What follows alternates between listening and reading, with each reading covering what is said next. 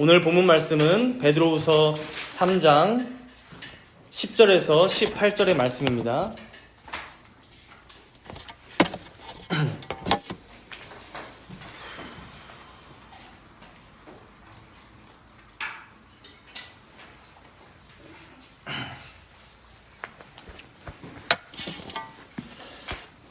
베드로후서 3장 10절에서 마지막 18절까지 제가 봉독하도록 하겠습니다. 그러나 주의 날이 도둑같이 오리니 그 날에는 하늘이 큰 소리로 떠나가고 물질이 뜨거운 물에 풀어지고 땅과 그 중에 있는 모든 일이 드러나리로다. 이 모든 것이 이렇게 풀어지리니 너희가 어떠한 사람이 되어야 마땅하냐. 거룩한 행실과 경건함으로 하나님의 날이 임하기를 바라보고 간절히 사모하라. 그날에 하늘이 불에 타서 풀어지고 물질이 뜨거운 불에 녹아지려니와 우리는 그의 약속대로 의가 있는 곳인 새 하늘과 새 땅을 바라보도다. 그러므로 사랑하는 자들아, 너희가 이것을 바라보나니 주 앞에서 점도 없고 흠도 없이 평강 가운데서 나타나기를 힘쓰라. 또 우리 주의 오래 참으심이 구원이 될 줄로 여기라.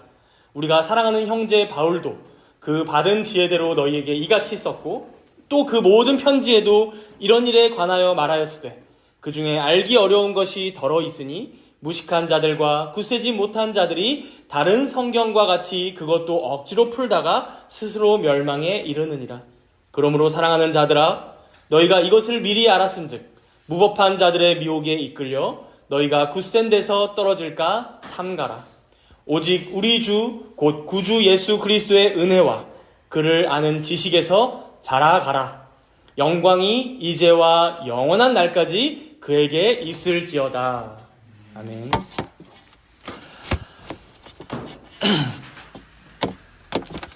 오늘은 베드로후서의 마지막 내용이죠. 3장의 후반부를 함께 살펴보고 오늘로 베드로후서 강해를 마치고자 합니다. 우리가 지금까지 계속 들어왔지만 베드로후서의 내용은 당시 교회들 안으로 침투했던 거짓 선생들의 가르침 혹은 세상의 잘못된 가치관들에 대해서 지적해주고 경고하는 베드로 사도의 편지입니다. 이 말씀의 내용들이 현재 우리들에게도 참 적실하다 생각되었던 것은 우리가 살아가는 현대 시대 또한 어떠합니까? 기술이 발전하면 할수록 문명이 더 고도화되면 될수록 성경의 진리보다는 세상이 말하고 인간의 이성이 추론하여 결론을 내리는 그러한 내용들이 우리에게 더 무게감 있고 더 믿을만하게 다가오는 시절이기 때문입니다. 요즘은 죽음에 대한 개념도 좀 달라지는 것 같아요. 사람의 몸은 죽더라도 기억을 백업시켜서 우주에 쏘아 올리면, 이 삼체 그 드라마의 내용이죠. 그 책 내용. 그걸 올리면 그 사람이 가는 거야 라는 어떤 개념이라든가, 우리나라에서 원더랜드 같은 영화도 그런 내용인 걸로 알아요. 혹은 세상에 정말로 종말이 오기는 해? 창조된 이래로 자연 법칙대로만 흘러가고 있지.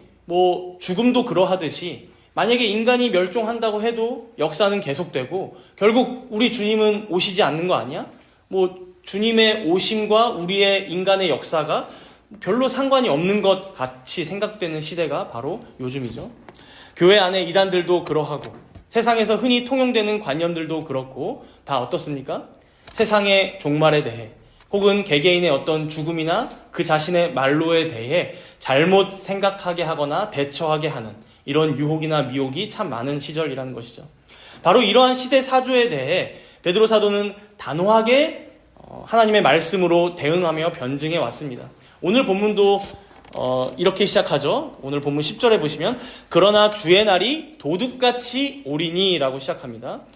사실 이 10절 본문을 헬라어 원문으로 보면 오리니가 가장 먼저 나옵니다. 오리니. 그러나 주의 날이 도둑같이. 이제 원래 이런 어순인데 이제 우리나라 말로 번역하면서 이제 그 어순을 정리한 거죠. 그래서 오리니, 즉 주님께서 오신다라는 동사가 가장 먼저 나오면서 그날이 반드시 그리고 확실히 올 것을 강조하며 오늘 본문을 시작합니다. 바로 앞 구절에 보면 주님의 약속이 더딘 것 같니? 아니야. 하나님이 오래 참으시는 거야. 그래서 오래 기다리더라도 그러나 주님의 날은 반드시 올 거야. 이게 바로 10절에서 베드로 사도가 강조하며 말씀하는 내용이죠. 그리고 여기서 우리가 하나 눈에 띄는 단어가 있는데 도둑같이예요. 사실 주님께 도둑같이라는 약간 부정적인 언어잖아요. 좋지 않은 언어. 그런데 이 비유는 사실 예수님이 마태복음 24장에 가장 먼저 사용하십니다. 이후에 바울이나 요한이나 베드로도 이 용어를 이제 똑같이 받아와서 사용한 거죠. 주님이 도둑같이 오실 것이다. 주의 날이 도둑같이 임한다. 그럼 이게 여러분 무슨 의미겠습니까? 예상치 못하게, 급작스럽게, 예측 불가능하게 임한다, 오실 거다라는 의미예요. 여러분 그렇죠. 도둑이 루팡? 궤도 루팡 빼고는 예고하지 않고 보통 도둑은 다녀갑니다. 그렇죠? 예고하고 다녀가는 도둑은 별로 없어요. 아무도 모르게, 전혀 예상하지 못하게 갑자기 그 누구도 생각하지 못한 때에 갑자기 가서 물건들을 훔쳐오는 게 도둑같이라는 의미예요. 마찬가지로 교회 안에 있는 거짓 선생들은 계속해서 우리 평안할 거야, 안전할 거야, 주님의 날은 오지 않을 거야, 그러니 마음대로 살아도 돼 라고 얘기하지만 아니다. 아무도 예상하지 못한 때에 급작스럽게 주님의 날은 반드시 올 거야. 그렇게 우리 주님은 이 땅에 다시금 재림하실 거야 라고 지금 말씀하는 거죠. 이 의미를 우리가 조금 더 깊이 생각해 보면 좋을 것 같은데요. 우리 마태복음 24장을 한번 가봅시다. 찾아서 읽는 게 좋을 것 같아요. 마태복음 24장입니다. 신약성경 41페이지예요. 마태복음 24장 42절에서 44절 말씀인데 예수님이 길게 24장에서 25장까지 쭉 말씀하시는 내용 중에 일부입니다. 마태복음 24장 42절에서 44절 우리 세 절이니까 함께 한 목소리로 읽습니다. 그러므로 깨어 있으라. 어느 날에 너희 주가 임할는지 너희가 알지 못함이니라. 너희도 아는 바니 만일 집 주인이 도둑이 어느 시각에 올 줄을 알았더라면 깨어 있어 그 집을 뚫지 못하게 하였으리라. 이러므로 너희도 준비하고 있으라. 생각하지 않은 때에 인자가 오리라. 여러분 여기서 이 예수님 말씀에서 우리는 중요한 교훈 하나를 얻게 되는데요. 예수님을 믿지 않는 자들, 즉 혹은 거짓 선생들처럼 진리를 경홀히 여기는 자들은 주님이 오실 때까지도 절대 모른다고 해요.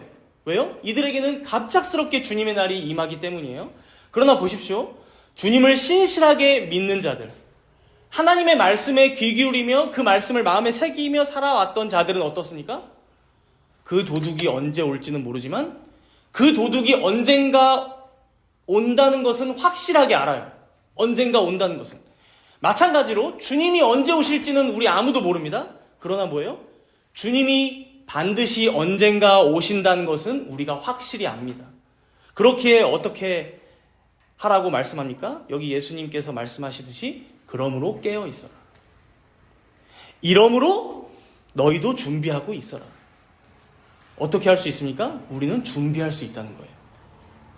우리 주님이 다시 오실 것을 확실히 알고 있기 때문에 깨어 있을 수 있다는 것이죠.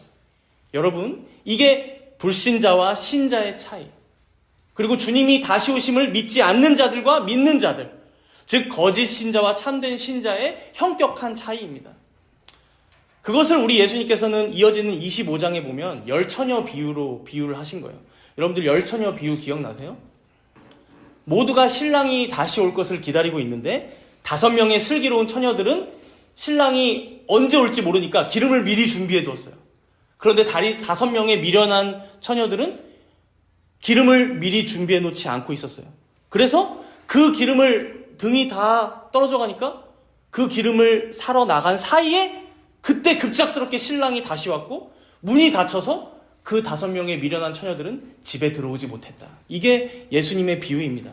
그래서 13절에 이렇게 말씀하죠. 우리 25장 13절 함께 읽어볼까요? 마태복음 25장 13절. 이 열처녀 비유의 결론을 예수님께서 이렇게 내시는 거예요.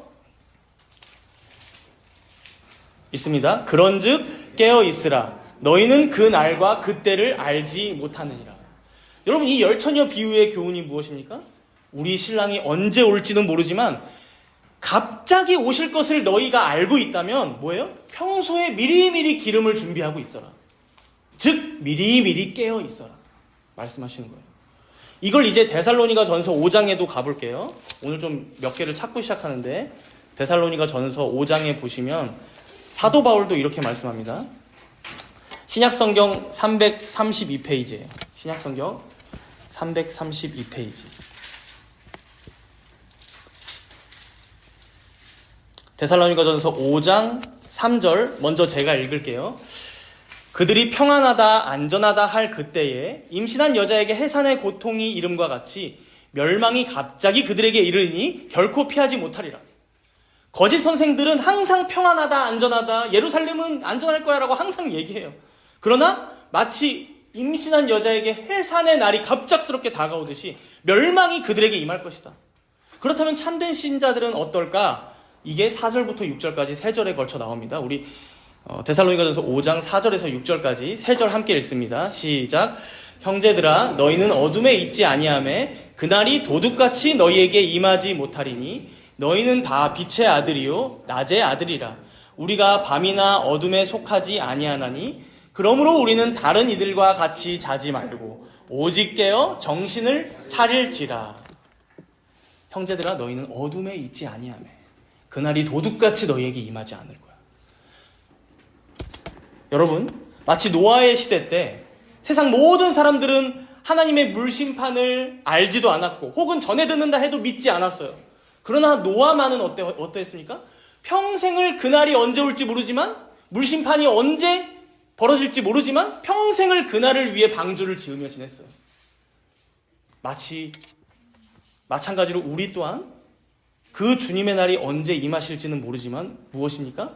다른 이들과 같이 자지 말고, 즉 준비 안에서 허겁지겁 기름 사러 나가는 저 어리석은 처녀들과 같이 살지 말고 미리미리 준비하며 깨어서 기도하며 그날을 대비함으로 준비하며 지내라 말씀하시는 거예요.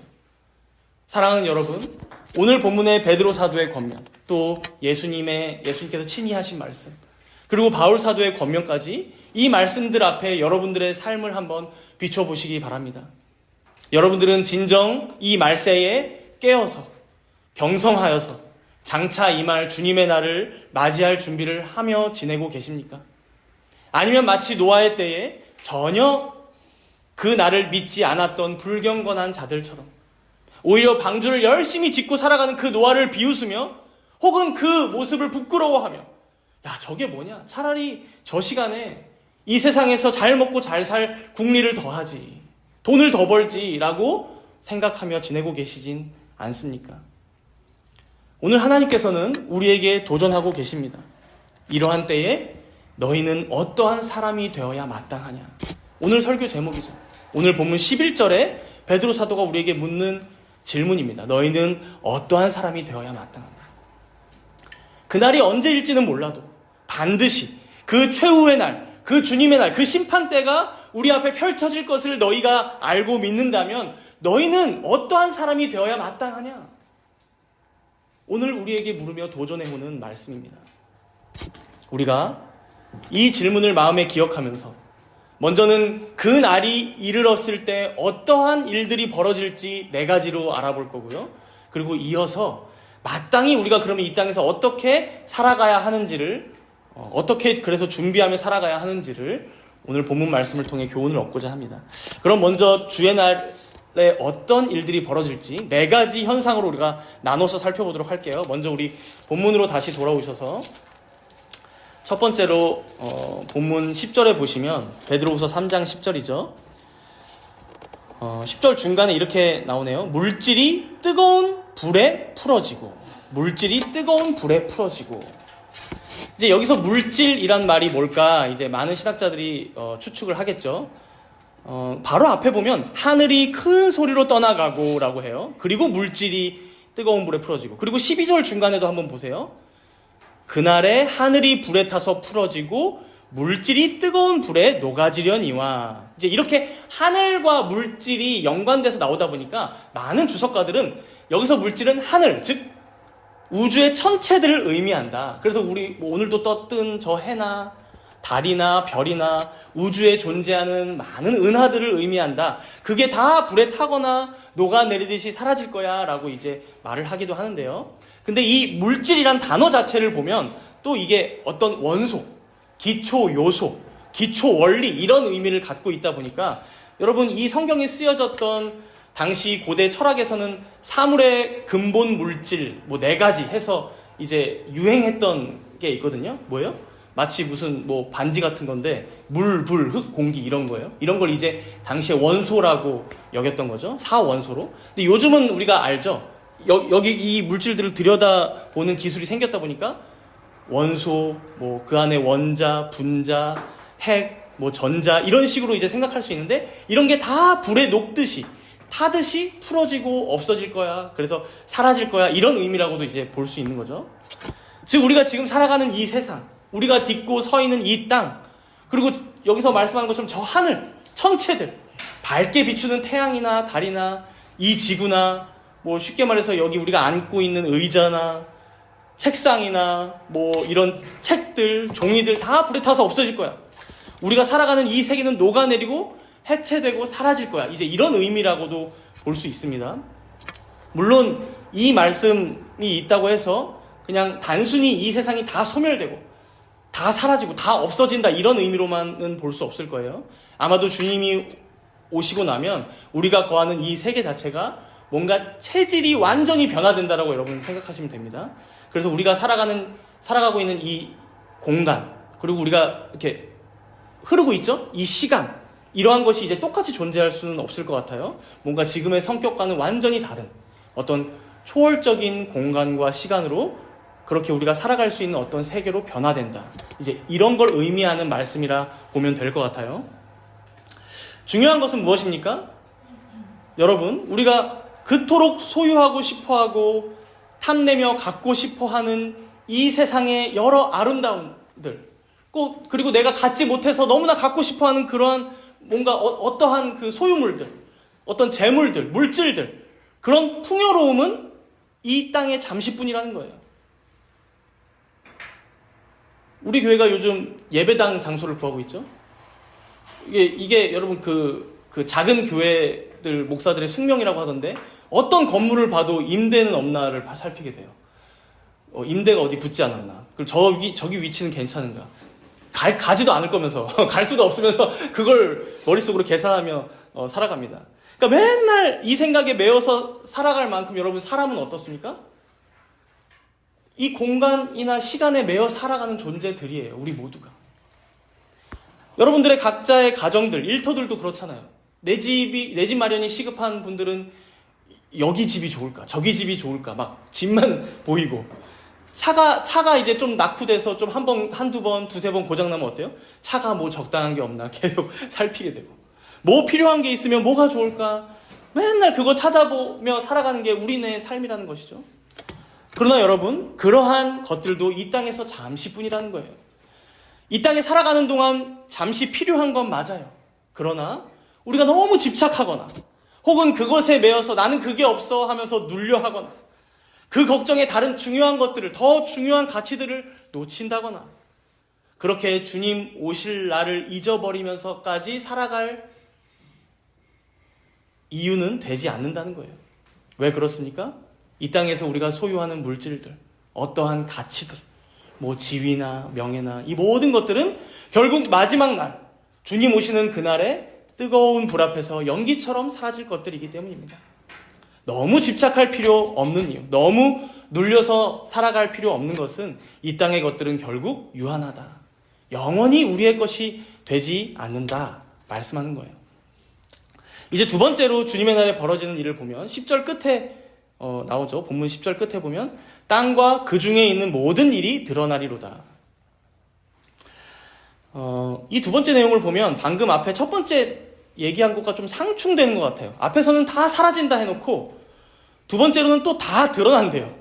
그러니까 다 사라질 텐데 어떻게 다 드러나지? 어떻게 뭐가 발견된다는 거지? 싶죠. 근데 여기서 모든 일이 드러난다라고 했을 때는 여러분 사법적 용어로 우리가 봐야 합니다. 사법적 용어. 그러니까 쉽게 말해서 심판대 앞에서 사용되는 말이에요. 재판정 앞에서 사용되는 말이에요. 즉 뭐가 심판대 앞에서 드러날까요? 이 땅에 있었던 모든 일들. 여기에는 인류의 모든 역사가 포함되어 있을 것이고 개개인의, 그러니까 모든 사람들의 어떤 신준영이라는 사람의 어떤 악행이나 죄들이나 그리고 뭐 제가 이 땅에서 행했던 선행들, 그러니까 악과 선을 떠나서 모든 것들이 다 여기에 포함되어 있는 거예요. 그래서 어떤 신학자는 땅과 그 중에 있는 모든 일이 발가 벗겨질 것이다. 그 재판정 앞에서, 심판대 앞에서 라고 표현도 하더라고요. 하나님의 심판대 앞에서 모든 것이 발가 벗겨지듯이 하나도 숨김없이 다 드러나게 될 거야 말씀하는 거죠. 그렇다면 여러분 생각해 보세요. 주님의 날을 부인하며 살아가는 사람들, 최후의 심판이 없다고 기만하며 살아가는 사람들은 전혀 무서울 게 없겠죠, 당연히. 그 중에 좀 악한 사람들은 당장에 걸리지만 않는다면 내가 불법을 행해서라도 이득을 취하려고 살아가겠죠. 나쁜 짓을 일삼아서라도 성공을 향해 살아갈 것입니다. 왜냐하면 이 땅이 전부라고 생각하니까. 그러나 여러분 반대로 신자는 어떠해야 합니까? 지금도 살아계셔서 우리를 주목하사 지켜보시는 하나님이 함께 계신데, 또 장차 우리 주님이 반드시 오실 것을 믿고 그 주님의 심판대가 펼쳐질 것을 아는데, 그럼 우리들은 이 땅에서 어떻게 살아가야 하냐는 것이죠. 지금까지 여러분들 말씀을 기억해 보세요. 베드로후서 시작하면서부터 베드로 사도가 뭐라고 말씀했습니까? 더욱 힘써 너희 믿음의 덕의 지식을, 지식의 절제를, 인내를, 경건을, 형제의 우애와 사랑을 더욱 힘써 실천하며 그렇게 하나님의 성품을 닮아가라 라고 말씀하지 않았습니까? 혹여나 이 땅에서는 모든 이들에게 숨길 수 있는 죄악이라 할지라도 이것이 하나님 앞에서 부끄러운 죄악이요, 이것이 하나님의 그 거룩하신 말씀에 반하는 나의 생각이나 말이나 행동이라면 그것을 미워하며 슬퍼하며 멀리할 수 있는 것, 이것이 바로 참된 성도의 삶일 것입니다. 이제 세 번째로는 새 하늘과 새 땅이 임한다라고 하죠. 13절 말씀에 이렇게 나오네요. 13절 말씀 보시면 우리는 그의 약속대로 의가 있는 곳인 새 하늘과 새 땅을 바라보도다. 여기 보면 새 하늘과 새 땅의 성격을 의가 있는 곳이라고 얘기하죠. 여러분, 우리가 종종 착각할 때가 있습니다. 나는 이미 예수님 믿고 구원 받았으니까 주님 오시기까지는 이 땅에서 대충 그냥 살아가다가 좀 버티다가 천국 가면 되겠지. 그러나 여러분, 그렇게 세상의 종말이나 자신의 개인의 죽음을 아무 의미 없이 기다리며 살아가는 것은 참된 신자들의 삶이 아닙니다. 장차 하나님의 백성들이 가게 될 그곳을 뭐라고 표현합니까? 새 하늘과 새 땅, 즉 하나님의 의가 있는 곳, 하나님의 의가 충만한 곳이라고 말합니다. 그 하나님의 의를 즐거워하며 누리며 추구하며 행하는 자들이 가는 곳이 바로 새 하늘과 새 땅이라는 거예요. 그런데 이 땅에서 우리가 그러한 준비가 제대로 되지 않는다면 어떻습니까? 하나님의 의를 좋아하지도 않으면서 나는 새하늘과 새 땅은 갈 거야, 믿고만 있다면 이건 다시 생각해 봐야 하지 않겠습니까? 아직 이 땅에 남아있는 동안 성도는 이것을 훈련하는 것입니다. 남은 여생을 의미 없이 보내라고 하나님께서 구원받은 이후의 삶을 우리에게 허락하신 게 아니라 진정 하나님의 의를 추구하고 그 하나님의 나라를 기다리며 살아가는 삶으로 훈련받아라, 연단받아라. 그렇게 적극적으로 너희들 성화되어 나가라. 이게 바로 하나님께서 우리에게 허락하신 참된 신자의 여생이라는 것입니다. 여생. 그래서 네 번째로도 보면 14절 말씀에 나오죠. 주 앞에서 점도 없고 흠도 없이 나타난다라고 말씀합니다. 점도 없고 흠도 없다. 이제 여기서 점도 없고 흠도 없다 하면 여러분들 생각나는 게 있으실 거예요. 보통 제사 때 사용되는 용어죠. 제사 때 제물에게 점도 없고 흠도 없는 제물로 하나님께 바쳐야 한다라고 할 때 쓰는 용어예요. 즉 그날이 되면 우리들 모두가 하나님께 영원히 드려지는 제물과 같이 될 것인데, 그 거룩하신 하나님께 드리는 제물이 어떠해야 합니까? 점도 흠도 없는 완전 무결한 거룩한 자들로 드려져야 함을 말씀합니다. 근데 이런 말을 들으면 우리 마음 한켠에 부담이 생깁니다. 물론 새하늘과 새 땅이 의로운 자들, 즉 의인들이 가는 것은 맞는데, 여러분 우리가 앞에서도 봤지만 인류 역사뿐만 아니라 우리 개개인의 인생들조차도 어때요? 선행을 하면 악행을 저지를 수밖에 없는 우리의 뿌리 깊은 죄성들이 다 있어요. 그런데 그런 게 다 발가 벗겨지듯이 하나님의 심판대 앞에 드러난다고 하는데, 어떻게 우리가 그 앞에서 점도 흠도 없는 거룩한 완전 무결한 제물이 될 수 있을까요? 여기서 우리가 바로 앞에 베드로전서 1장을 한번 가보실까요? 베드로전서 1장 19절 말씀입니다. 왼쪽으로 좀만 오시면 되겠죠? 베드로전서 1장 19절 말씀 우리 함께 읽어볼까요? 다 같이 시작. 오직 흠없고 점없는 어린 양 같은 그리스도의 보배로운 피로 된 것이니라. 사실 지금까지 그 주님의 날에 벌어지는 일들을 보면 사실 그날이 얼마나 겁이 납니까? 온 세상이 불에 타서 녹아버린다고 하지. 모든 것이 다 드러난다고 하지. 내가 은밀하게 지었던 죄들까지.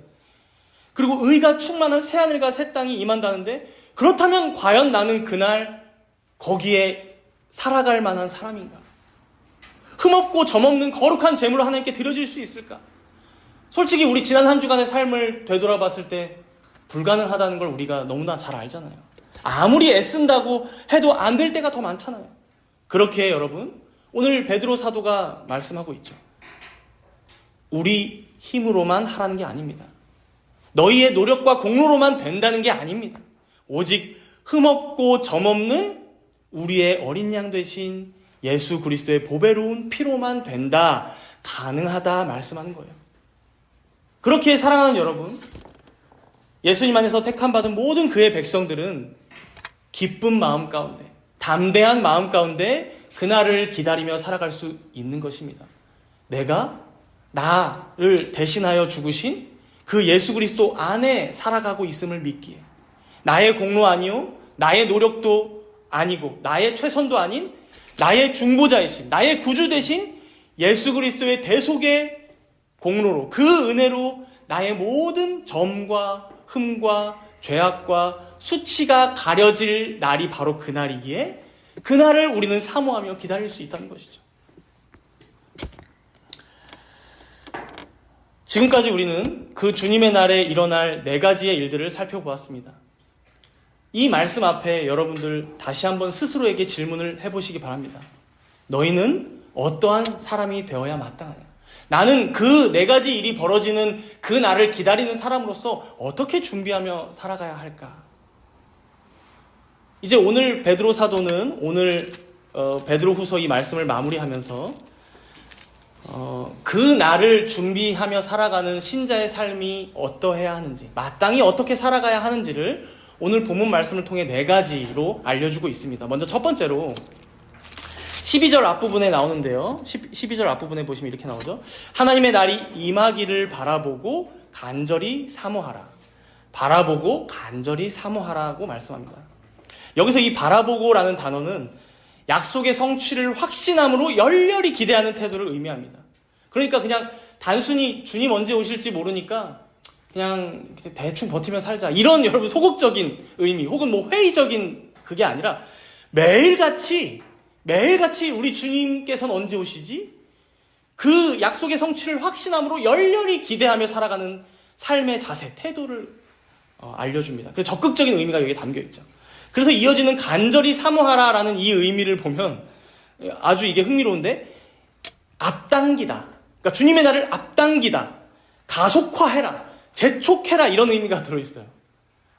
그래서 새 한글 성경이라고 뭐 최근에 이제 한글말로 번역된 성경이 있는데, 거기 번역에 보니까 그날을 앞당겨야 하지 않겠습니까? 라고 하더라고요. 간절히 사모하라 이 부분을 여러분들 그날을 앞당겨야 하지 않겠습니까? 라고 도전하더라고요. 사실 그런 의미가 여기 들어있어요. 물론 여러분, 우리가 배웠지만 어떻게 하나님의 시간표를 우리가 앞당기겠습니까? 아무리 우리가 기도를 많이 한다 해서 40일 작정 금식 기도를 한다고 해서, 혹은 신앙생활을 열심히 하고 전도하고 뭐 복음을 열심히 전하고, 뭐 어떤 분들은 막 교회를 많이 세우고 막 많은 이들을 구제하고 섬긴다고 해서 여러분 주님이 원래 작정했던 것보다 더 빨리 오시게 할 수는 없을 거예요. 우리가 아무도 알지 못하지만 이미 주님이 정하신 날이 있는 것은 변하지 않겠죠. 그러나 여러분, 그럼에도 불구하고 지금 베드로 사도는 우리에게 어떻게 도전합니까? 하나님의 날이 임하기를 바라며 살아가되 열렬하게 기대하며 기다릴 뿐만 아니라 심지어 마치 그날을 앞당길 수 있을 것처럼 그 정도의 열심을 가지고 더욱더 거룩하게 살아가라, 경건하게 살아가라, 그 주님의 다시 오심을 기대하며 살아가라 라고 말씀하는 거예요. 마치 자녀가 부모에게 조르듯이, 재촉하듯이 주님 언제 오세요? 그렇게 열렬한 헌신의 마음으로 하나님을 더 섬기고 이웃을 사랑하며 그날을 기다리고 사모하는 마음으로 지내야 한다라고 말씀하는 거예요. 그래서 두 번째 교훈으로 이어지죠. 우리 이 말씀은 함께 읽어보겠습니다. 14절인데요. 베드로후서 3장 14절 함께 읽습니다. 그러므로 사랑하는 자들아 너희가 이것을 바라보나니 주 앞에서 점도 없고 흠도 없이 평강 가운데서 나타나기를 힘쓰라. 주 앞에서 점도 없고 흠도 없이 나타나기를 힘쓰라 라고 말하죠. 힘쓰라. 여러분 우리가 앞에서 봤지만 점도 없고 흠도 없는 재물이 되는 것은 우리의 힘으로는 불가능한 영역입니다. 오직 우리의 어린 양 대신 우리의 대속 죄물 되어주신 예수님의 중보하심만으로만 가능합니다. 근데 여기서 이 내용에 무슨 동사를 덧붙이고 있어요? 그걸 위해서 힘써라. 힘써라.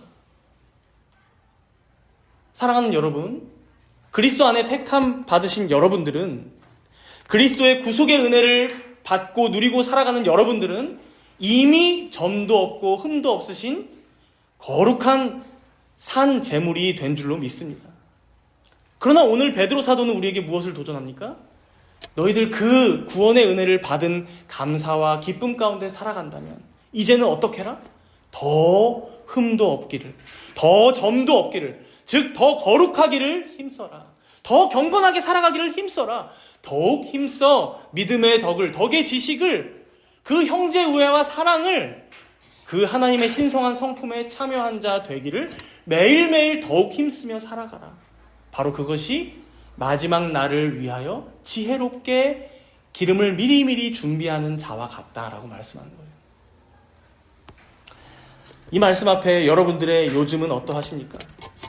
지난 한 주간의 삶, 지나온 몇 년간의 삶을 이 말씀 앞에 비추어 보았을 때 진정 여러분들은 그 지혜로운 처녀들처럼 기름을 준비하는 삶을 살고 계십니까? 아니면 어리석은 처녀들처럼 기름은 다 떨어져 가는데, 그래서 그 마지막 생명의 불씨가 휘청휘청 다 꺼지려고 하는데 전혀 신경도 쓰지 않고 세상의 것에만 치우쳐 내 욕심에만 치우쳐 탐욕을 좇아 살아가고 계시진 않으십니까? 어쩌면 오늘 말씀은 우리의 이러한 뿌리 깊은 죄성을 알기에, 즉 언제고 다시 죄악된 성향으로 돌아가는, 그렇게 기울어지는 우리의 죄성, 이 본성을 너무도 잘 알기에 조금은 오해될 수 있는 이 언어로까지 우리를 도전하고 있는 것 같아요. 주 앞에서 점도 없고 흠도 없이 나타나기를 힘쓰라. 힘쓰지 않으면 언제고 낙방하는 자가 될 수 있다는 그 경각심 가운데 살아가라. 모든 것이 주님의 은혜이나 그럼에도 힘써라. 우리 입장에선 이렇게 살아가지 않으면 언제고 넘어지고 낙심하고 실족하기 십상이기에 힘쓰라라고 도전하고 있다는 것이죠. 이제 같은 맥락에서 세 번째 교훈이 이어지는데요. 우리 17절, 본문 17절 말씀 함께 읽겠습니다. 그러므로 사랑하는 자들아 너희가 이것을 미리 알았은즉 무법한 자들의 미혹에 이끌려 너희가 굳센 데서 떨어질까 삼가라. 마지막에 뭐라고 말씀해요? 너희가 굳센 데서 떨어질까 삼가라. 이 삼가라라는 말은 주의하라, 조심하라. 우리는 이 말씀을 보면 또 덜컥 겁이 납니다. 내가 이미 받은 구원에서 또 탈락할 수 있다는 얘기인가? 베드로 사도가 여러분 보면 중간중간에 오해받을 만한 말을 해요. 지난번에 2장에서도 봤지만 중간에 배교하면 그리스도로부터 분리될 수 있다는 거야? 떨어질 수도 있다는 얘기야? 뭐 이런 이제 뉘앙스로 그런 말까지도 이제 생각되는 말씀을 꼭 합니다. 그러나 여러분, 우리가 바로 앞에서도 봤지만 지금 베드로 사도는 자신이 죽기 전이에요. 죽기 전에 진짜 한 명의 성도라도 잃지 않고자, 즉 교회에 회원이 들어왔으면 이들 중에서는 사라지는 이들이 없게 하고자 계속해서 강력하게 경고하는 거예요. 주 앞에 점도 흠도 없이 나타나길 너희들 힘써라. 너희가 굳센 데서 떨어질까 주의해라, 삼가라. 즉 신자로서의 삶을 적극적으로 살아가기를 촉구하는 거예요. 이 말씀도 마찬가지죠. 그래서 매튜풀 목사님, 이제 청교도 목사님 계신데 이 목사님은 이 부분에서 이렇게 해설을 하시더라고요. 베드로가 이들에게 이렇게 훈계하는 것은 배교의 두려움으로 그들을 낙심시키기 위함이 아니라 그들을 거룩한 염려로 각성시키기 위함이다. 거룩한 염려로 각성시키려고. 그러한 염려는 그들을 그와 같이 떨어지는 것으로부터 막아주는 도구가 될 것이다. 그러니까 여러분들이 거룩한 염려 가운데 나 이거 택함받지 않은 거 아니야? 나 혹시 이 굳센 데서 이 교회로부터 분리돼서 떨어지는 거 아니야? 구원에서 탈락하는 거 아니야? 이런 거룩한 염려를 할지언정 진짜 떨어지지 않게 하려고. 경각심을 갖게 하는 도구로서 이 말씀을 강력하게 하고 있다는 것이죠. 여러분, 우리가 믿기로는 진짜 참된 구원을 받은 성도는 결코 중간에 탈락하지 않습니다. 하나님께서 한 번 택한 자는 잠시 넘어질 수는 있어도 혹은 오랜 기간 방황할지언정 결코 영원히 실족하지 않습니다. 그러나 그렇기 때문에 베드로 사도는 오늘 더 간절한 마음으로 우리에게 경고하는 거예요. 너희가 이렇게 중간에 탈락할 자들이 아니잖아. 너희들 이렇게 떨어질 수 있는 자들이 어차피 아니잖아. 그러니 굳센 데서 떨어질까 조심해라. 그 거룩한 염려 가운데 어떤 날은 두렵고 떨리더라도 너희 자신의 믿음을 되돌아봐라. 하나님의 말씀 앞에서 너희 믿음을 다시 점검해봐라. 혹시 너희들이 거짓 가르침에 물들고 있진 않은지. 정말 너희가 주님의 다시 오심을 기다리며 경건하게, 거룩하게 매일매일 힘쓰며 살아가고 있는지를 하나님 앞에 점검해봐라. 말씀하는 것이죠. 그리고 이제 마지막 네 번째로 이렇게 말씀하죠. 우리 본문 마지막 구절입니다. 베드로후서 3장 18절이죠. 우리 18절 말씀 함께 읽습니다. 오직 우리 주 곧 구주 예수 그리스도의 은혜와 그를 아는 지식에서 자라가라. 영광이 이제와 영원한 날까지 그에게 있을지어다. 중간에 뭐라고 말씀합니까? 그리스도의 은혜와 그를 아는 지식에서 자라가라. 여러분, 요즘 시대를 보면 얼마나 가짜 뉴스들, 거짓 가르침들이 많습니까? 그러나 우리가 그렇다고 해서 너 당장 카톡 계정 지워. 스마트폰 쓰지 말고 인터넷 차단해. 산에 올라가서 살아. 이러지는 않잖아요. 오히려 어떻게 해야 됩니까? 정확한 정보를 분별할 수 있는 능력을 키워주게 하고, 그래서 바른 정보가 무엇인지 빠르게 캐치할 수 있도록 도와주고, 이러한 적극적인 대처가 맞는 거잖아요. 아이들도 마찬가지죠. 유튜브에 좋지 않은 것이 있다고, OTT에 나쁜 영상들이 있다고 무조건 보지 못하게 하는 게 답이 됩니까? 아니죠. 보더라도 거기서 내가 봐야 할 것이 무엇이고 보면 안 되는 게 무엇인지 분별할 수 있도록 도와주며 그 능력을 키워주는 게 맞는 것이죠. 여기서 베드로 사도가 말한 내용이 바로 이겁니다. 세상과 단절하고 사는 게 아니라 거짓 선생들의 가르침이 교회 안에 혹여나 들어올까봐 모든 걸 다 차단하면서 떨면서 귀 막고 사는 게 아니라 뭐라고 합니까? 더욱 그리스도의 은혜를 간구해라. 그의 도우심을 구하면서 뭐라고 얘기합니까? 또한 그를 아는 지식에서 자라가라. 그를 바르게 아는 지식을 너희 안에 충만하게 채워 넣어라. 내가 좀 모르는 게 많아서 잘 넘어갈 것 같아요 하면 그걸 알려고 해야지. 그죠? 바른 지식이 뭔지 거짓 지식이 뭔지 분별 못하겠으니까 다 안 배울래요. 이건 잘못된 대처라는 것이죠. 그렇게 해서는 거짓 선생들의 먹잇감이 될 수밖에 없다. 사탄이 삼키고자 언제고 노릴 수밖에 없다. 여러분, 그래서 요즘 시대에 이단들에게 특히나 젊은 세대들이 많이 넘어가는 이유가 바로 여기에 있는 거 아닙니까? 어려서부터 바른 성경의 지식을 가르치지 않았으니 아이들이 대학교 가서 좀만 성경 공부하다가 금세 신천지, 금세 JMS에 넘어가는 대학생들이 많은 것이죠. 오늘 베드로 사도는 그리스도께서 베푸신 은혜와 도우심 가운데 그를 아는 바른 지식을 키워나가는 것이야말로 가장 적합한, 가장 올바른 대처임을 우리에게 알려주는 거예요. 여러분, 이 말씀 앞에서도 여러분들 자신을 한번 돌아보십시오. 여러분들은 그리스도를 아는 지식에서 얼마나 자라가고 계십니까? 더 혼탁해지는 이 시대 가운데 이것을 위해 여러분들의 삶을 얼마나 헌신하고 계십니까? 우리에게 짜잘하지만 적용해보자면 우리 교회가 함께하고 있는 말씀 묵상에 여러분들 얼마나 동참하고 계십니까? 혹은 매일의 삶 가운데 하나님의 말씀을 내 마음에 새기고자 간직하며 살아가고자 얼마나 애쓰며 살아가십니까? 주일날 이렇게 선포되고 있는 말씀을 계속해서 기억하고자 내 삶의 교훈으로 한 주간 삼고자 실천하고자 힘쓰며 살아가고 계십니까? 또 주일 오후에 진행되는 교리 공부 모임에는 얼마나 마음을 쏟고 계십니까?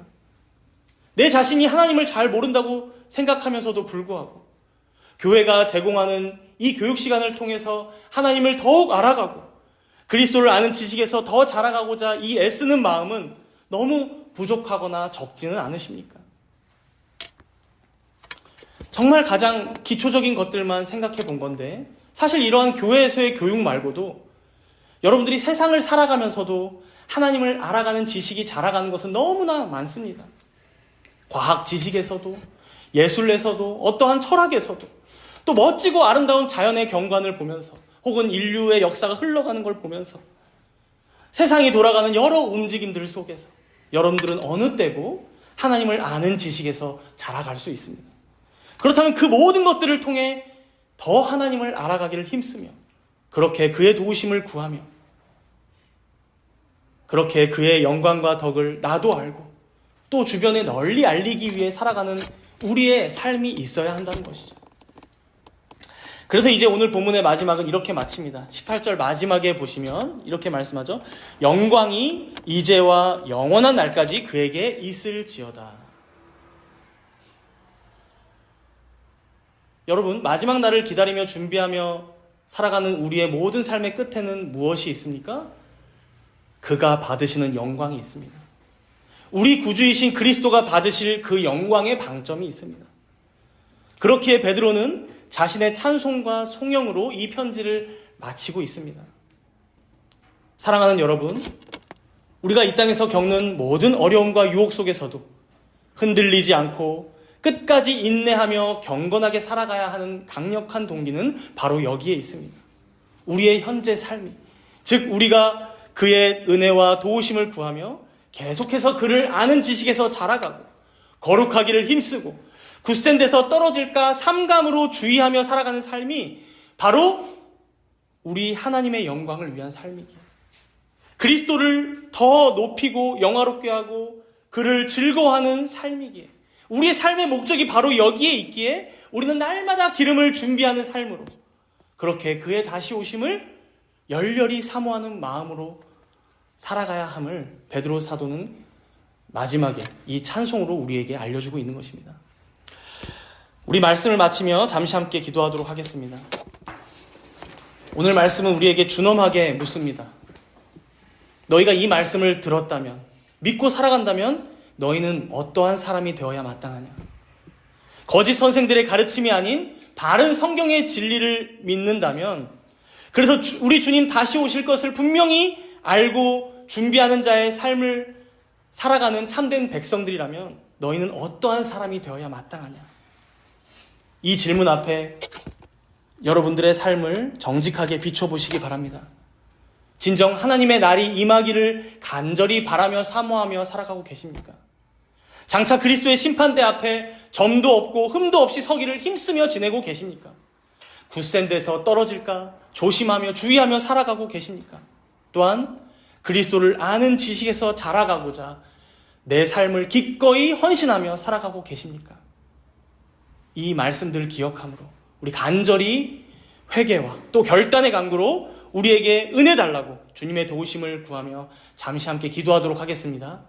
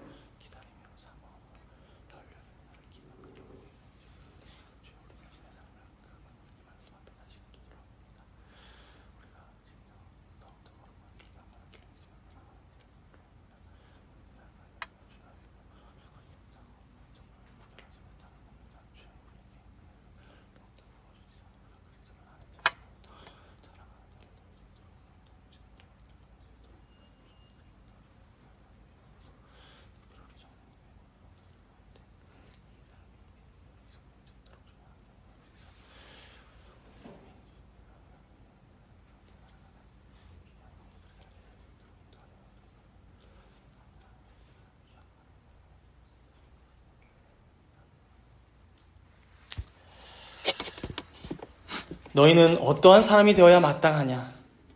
오늘 주님께서는 여기 있는 우리들에게 묻고 계십니다. 우리가 이 질문 앞에 정직하게 서서 각자 자신들을 되돌아보기를 소원합니다. 주여, 우리가 하루를 더 산다 해도 우리 주님 다시 오심을 뜨겁게 기다리며 살다 가게 하여 주옵소서.